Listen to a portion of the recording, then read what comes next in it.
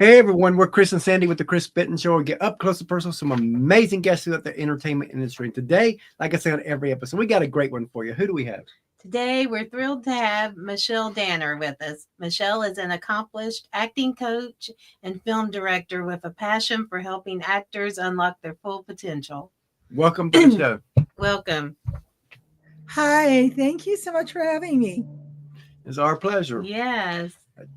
So what's been going on in your neck of the woods? Well, a lot. I have a movie coming out on Oh, April wow. Oh, great. Tell us about it. Yeah, tell us about that. 11th. It'll be out on Amazon and Apple TV. It's called The Italians. It's with a great cast. Abigail Breslin, who I did a movie with a few years ago called Miranda's Victim that you can watch. Matthew Daddario, Rob Estes, Lenny Kazan, Olivia Lucardi, Perry Reeves, David DeLuise. Great cast. And it's a fun comedy about family and about great food and forgiveness. And I'm really happy. I had a great time shooting it. I loved my cast. And there's nothing like doing something that feels that is going to entertain audiences. Yeah. And you can't go wrong with food. That's right. Everybody that watches the movie say they want to eat afterwards. Oh, wow. You should have some That's sponsors awesome. in there. We're working on it. So So I'm excited about that. I'm excited about this movie coming out. I'm in post-production for another movie that I shot in Italy with Andy Garcia and Tony Collette and Alex Pettifer and the wonderful Eva Di Domenici, all another great cast. And Andrea Guerra, who's an incredible composer, working with him on the music. He did The Pursuit of Happiness and Wanda. Yeah. So I'm excited about that. That will come out later in the year, but The Italians is first.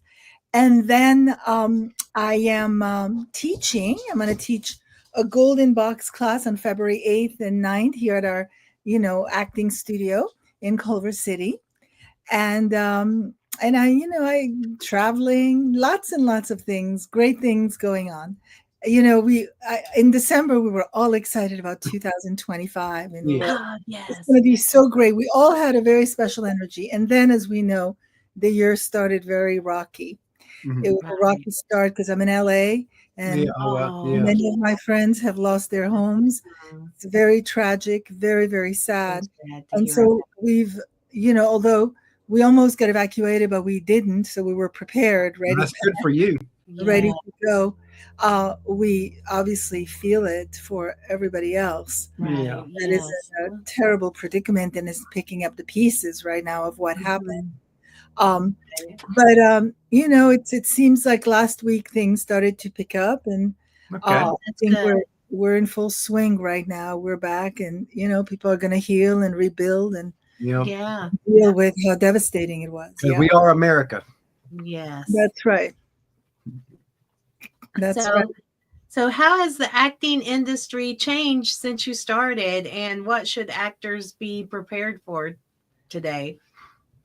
Well, I think they have to be prepared to really be good detectives, both in their work as actors and also really to suss out, to investigate where are they casting projects that they may be right for and find out about, the scenes, the character, maybe sending in a self-tape. If you can't get a hold of the script itself, then some monologues arrange, showing your demo reel, letting people know about you, because if people don't know about you, you have to find a way to say, hey, I'm here and I want to work and I want to work. Social media is for now. Yes, exactly. It's such a great way to get yourself out there that way as well. So what is the golden box approach that you use? Well, it's so funny because I'm about to teach it now, February 8th and 9th. It's a masterclass. It's a masterclass in script analysis. It really talks about really digging in deep and understanding how to, connect all the dots, how to create the character, how to really understand the subtext, why a character says what they say, why they do what they do, and also the things that are not being said in the scene and the things that are not being done. because those are big clues on interpretation. Love that. So you've worked with many actors from A-list to newcomers. What's the most important lesson that you try to teach them? To understand how they function, understand their process, what they need. There are no two artists alike. Everybody has a different way of working, and you have to embrace that uniqueness. And not only that, but it varies from project to project. So some characters you got to dig in a certain way, and other characters you have to do a certain research to really understand you and how you work, and in that material. Yes. Our buddy Joe asks, do you teach male and female actors both, and what is their differences that you've learned in technique? Yes, of course. In all ages too. Yes. I've taught 80-year-olds Oh, wow. and 4-year-olds. Yeah. So all ages, it ranges. It's just really sussing out intuitively, who the artist is. Somebody has been like scratching at my feet to come up, so I'm just going to introduce Bring him. him up. Yes. It's Chocolat.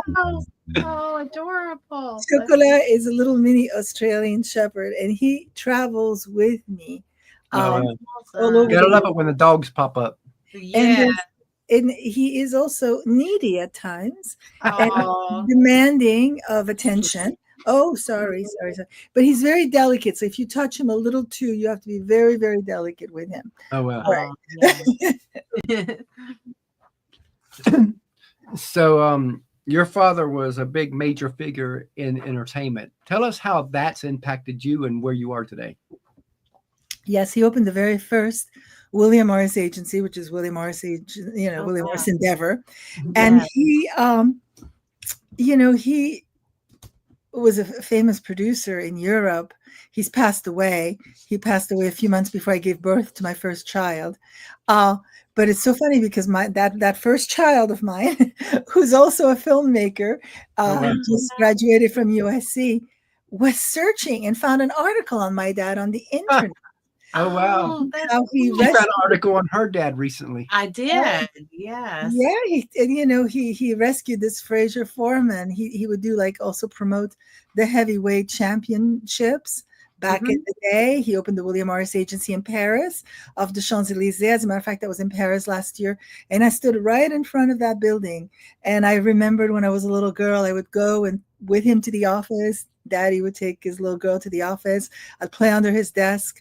I was privy to all these big actors coming in, these singers, talking about their dreams and, what they envisioned for their careers. And I remember listening to all of that. My dad was a huge guide in my life. And all the way until when he passed, he always advised me. He had an incredible wisdom. He never spoke badly of anybody. He was always so positive. Oh, that's And, he was just, he taught me something about business. He was not cutthroat. If we, differentiated with, some people are dolphins and some people are sharks, although dolphins can be pretty tough too. He definitely was not a shark.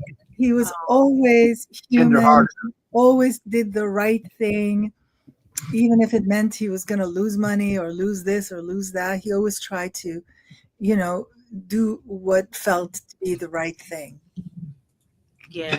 Yeah, that's funny. Our buddy Joe says, can't wait to his grandkids find articles online for him. Hopefully it won't be something like, oh, Grandpa was arrested. Yes, that would not be a great article to find. But yeah, what's funny is Sandy found an article about her dad. Yes, from his college days, that he actually left college. I didn't know to be a radio host of a new radio station that was opening in his area back then. So I had no idea. I'd never heard that story, but wish he was alive just so we could know about it. About that. Yes. That's interesting. I think that sometimes when you search things about your parents, they don't come up, and then things surface on the internet, and hopefully, like you said, it's all good things. Shoot, with my story, who knows? It's probably good, bad, and everything in between. Yeah. So you've made the transition from acting coach to film director. How has that transition been? I love it because you, as a film director, I mean, there's the good and then there's the not so good. The not so good is that it's hard, and it's a lonely job, and people come at you from every single direction and ask you a million questions, and you have to have an answer. And if you don't have an answer right away, it's okay, but eventually you have to have an answer because you're going to delay things, making things happen.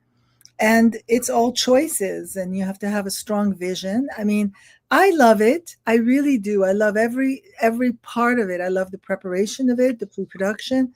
I love the filming, being on set. I love the post because you can take a deep breath and take your time. Obviously, when you're filming it, there's a certain adrenaline, and also when you're preparing. I really love being the artist that gets to sign the painting. Love that. Now, this kind of goes with what you were already saying, but let's go a little deeper in that. As you know, a lot of people, they see the glory in everything you do, but they don't see that grind, the sacrifice, the tears, the struggles it takes. And I know you kind of hit a little bit of that piece, but let's go deeper. Tell the audience what it really takes to make it, whether it's as an actor, whether it's a director, but anything in entertainment, because people don't really talk about this side of it. What it takes everything. It takes all the courage that you can muster. It takes all of the vulnerability that you have. It takes all the patience in the world. It takes focus, determination. It takes fire inside. I believe it was Lupita Nyong'o that talked about the fire in your belly. It takes enormous amount of passion. But it doesn't matter if this is something that you absolutely love doing and you can't imagine seeing yourself do anything else in this lifetime, then the fire is there, the drive is there to pursue, what it is that you're after. Yeah, I love what you just said there, because I remember an interview we had years ago where one of the guests was talking about that if you can do anything else outside of entertainment, do that, because it takes so much out of you. But if you feel like you can't do anything else, then you have to go all in, because then you're kind of cheating your family, because it's going to take away everything. So if you're half in, then you're cheating both sides. Well, I mean, I don't know. I feel that there's a way to do it. I have 2 kids and I try and balance it. I mean, I think it's all balance. I have taken them with me, not only on set, but I have put them to work. And then they have learned there's so many different, aspects of this business that you can learn from. Yeah. And I think it's been a great internship for them. So I have not, I don't feel as much as I work, and I work a lot, that my relationship with my kids has suffered from it. Yeah. I have always involved them. I've always brought them along. Wow. And it's been a learning, like I said, a great learning experience for them. I mean, one of my kids wants to, direct. He writes. He's a great writer. He composes music. The other one is into business and law and nothing that has to do with the arts, 2 completely different kids. But it's just important to understand priorities, and my work is not my priority. They are, but we also have to work, obviously. Yeah. Yeah. So, It's a balancing act. Yeah, it's a balancing act. But everybody always asks me about that. Yeah. And, it really works for me. I have found a way to make it work. Well, that's good. Because I understand where the priority is. Yes. Mm-hmm. So Joe asked, he said one of the people said that she had to memorize 30, 40 pages in dialogue for soaps. Is there a way that you teach your students on how to memorize that much material? What works for me is that I tape it on the phone, and I leave the room, the space for the other person's line, so that I train myself to listen to what I'm responding to what I'm reacting to. Okay. And that's a great way. So, you tape the other person, you leave the space for your line, you mouth your line silently, Mhm. and then you rehearse it, you hear it, you respond, you read it a few times like that, and then you let go of the script. And you see, and even at first, it doesn't matter that you know it verbatim, word by word. You Mhm. can start to paraphrase it. You can start to Okay. improvise it, as long as you know what the intent is through your body. And that, I think, as opposed to sitting there and going, oh, I got to memorize this. I'm repeating the line over and over again so I can memorize it. Because that sometimes doesn't stick. Sometimes it does. But I think it's better to really be aware what the other person is saying and what you want from them and what you're doing to them. Now, have you ever said a line wrong and they loved it so much that they kept it that way? Of course, all the time. That's where the magic is. That's where the gold Yeah. is in the improvisation. And a Yes. lot of, wonderful movies, directors know improvisation. There's a movie that's out right now called Enora. The actress is nominated Mickey for an Oscar. And to me, I mean, it's like an improvisational ride. I mean, it looks like people did not memorize their lines. Oh, wow. Oh, wow. They're Yeah. just improvising. Wow. Now, what advice, is there any piece of advice that was given to you sometime in your career that you wish you listened to? Yes. I think that about 15 years ago, I was told to go shadow other directors on set. Uh, Oh, And okay. it's not that I didn't want to. I would have yeah. loved to. I Yeah. just did not have the opportunity to. Okay. So I didn't push for it. So Right. I would say to like a young aspiring filmmaker to really try to get on set and Yeah. try and really see how sets work, how directors talk to actors, the kind of pressure that you're under, how you storyboard something and you understand the scenes that you need to shoot that day, and also be prepared for the variables, the things that change, and you have to improvise in the moment. So to understand all of that, I think is really helpful, and I wish I had done so much more of that. I think I did it a couple of times, but I didn't do it enough. Love that. What is a lesson that you've learned from a failure? Um, I think that it had to do with an actor that I worked with. Um, when actors come on set, they're just very sensitive, Yeah. and you have to know how to talk to them.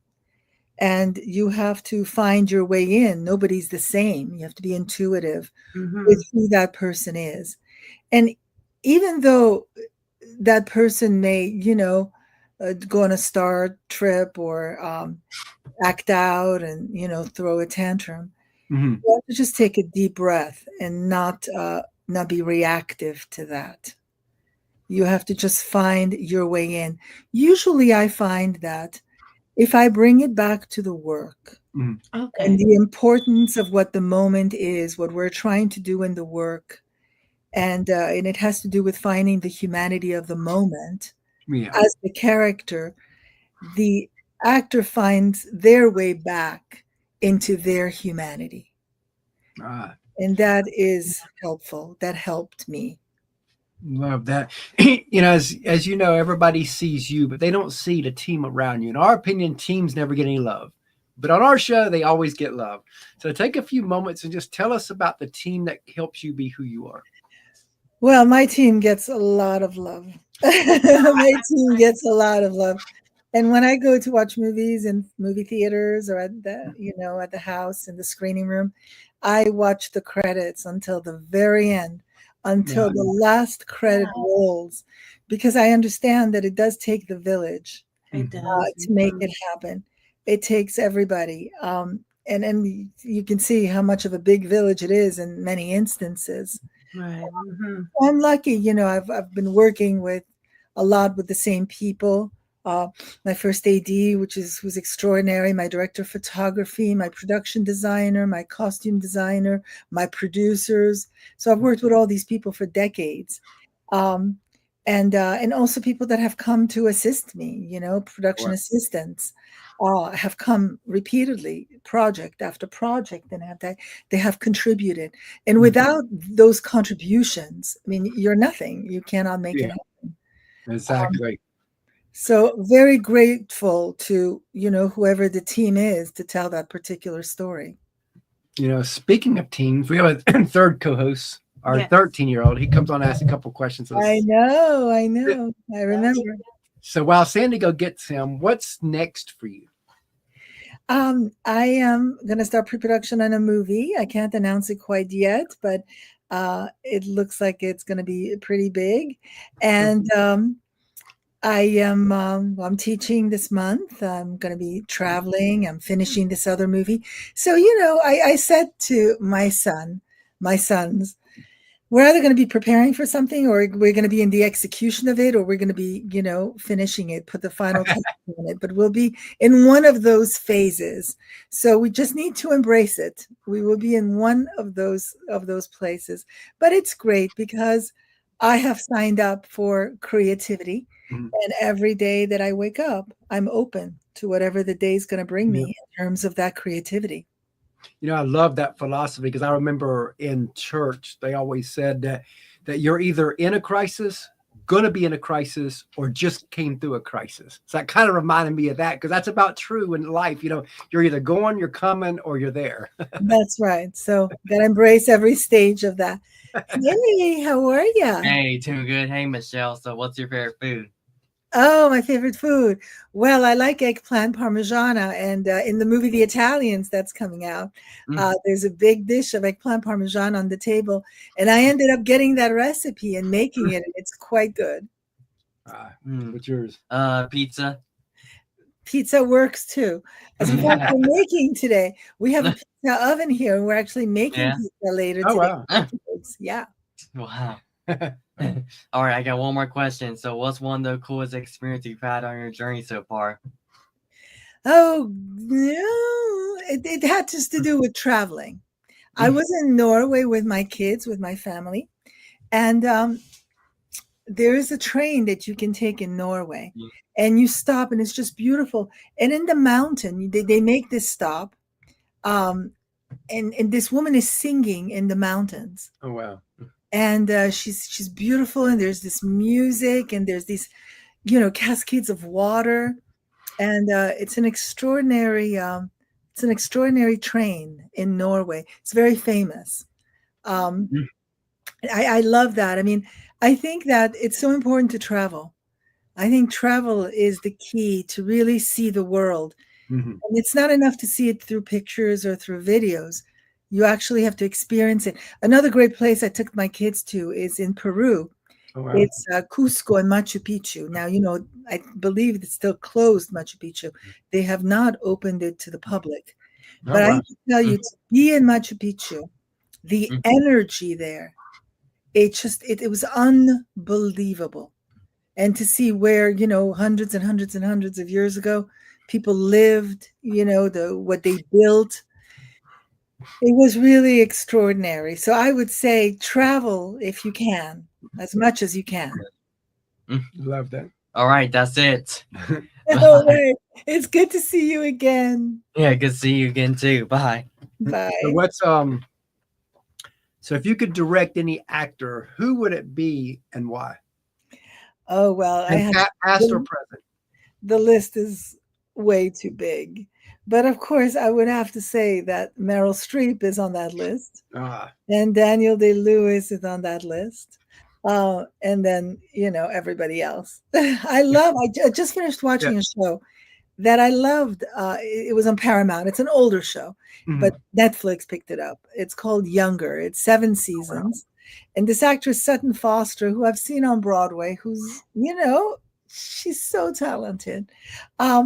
And she was great. And then the cast in Younger, every single one of them. Debbie Mazar was there, which of course we know. It's so good. It was such a good show to watch, and they were so funny, and I just loved it. It's light, it's the kind of show that just puts you in a good mood. And of course, this is Oscar season, so and the other side of it, I've been watching this movie. I have to finish watching it today. It's a Brazilian movie. What is it called? It's nominated. She's nominated for an Oscar, Fernanda. I'm Still Here, I think it's called.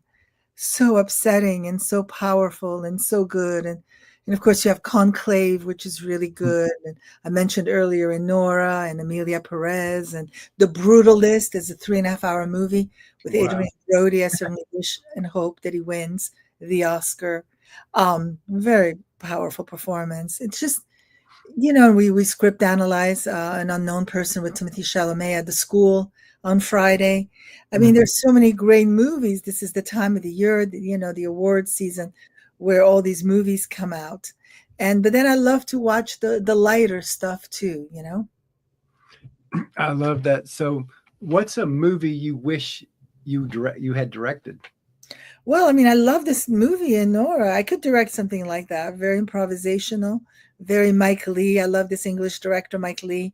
He directs all these very improvisational, character-driven stories.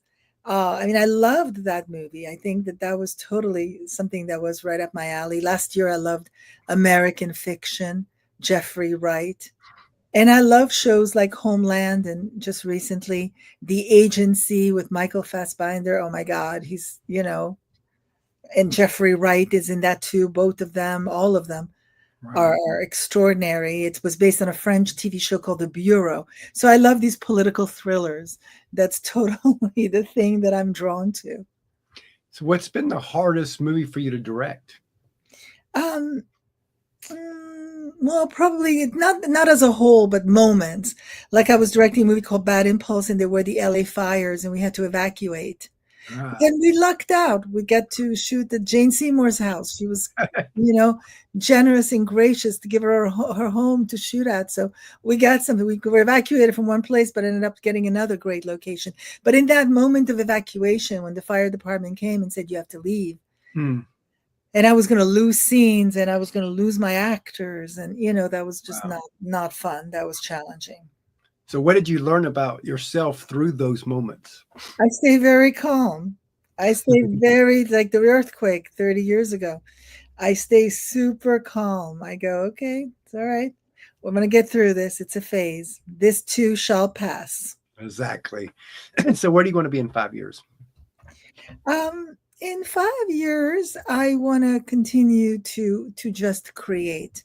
It's very simple. I want to continue to be there for my kids. I really want to continue doing what I'm doing and stay healthy, of course, because, with every year that you grow older, you have to be on top of your health. Yeah, so, most definitely. Very simple goals to just continue to enjoy life. Definitely love that. So let's look, say 20 years down the road, and let's say you're a success on a grand scale, whatever that looks like for you, you feel you made it. What do you hope you never forget along that journey? Well, I know that I'll never forget to just really be present with my loved ones, because that's my goal every single day of my life. And what advice would you give somebody who wants to do what you do? And we'll end there. Be patient, persevere, and never lose track of the big picture. And if you do something every single day to get there, you'll get there. Love that. Little step at a time. Huh? Exactly. So any final parting words? Thank you. I love to talk about, what it's like to be in this business. I know it's challenging many times and rewarding other times. But if you're in the spirit of creativity, it's always going to be beautiful. Love that. Great way to end. Yes. We definitely appreciated you coming on the show today. We do. Thank you very much for having me. Thank you. And you have a great and blessed day. You too. You too. Bye. Okay.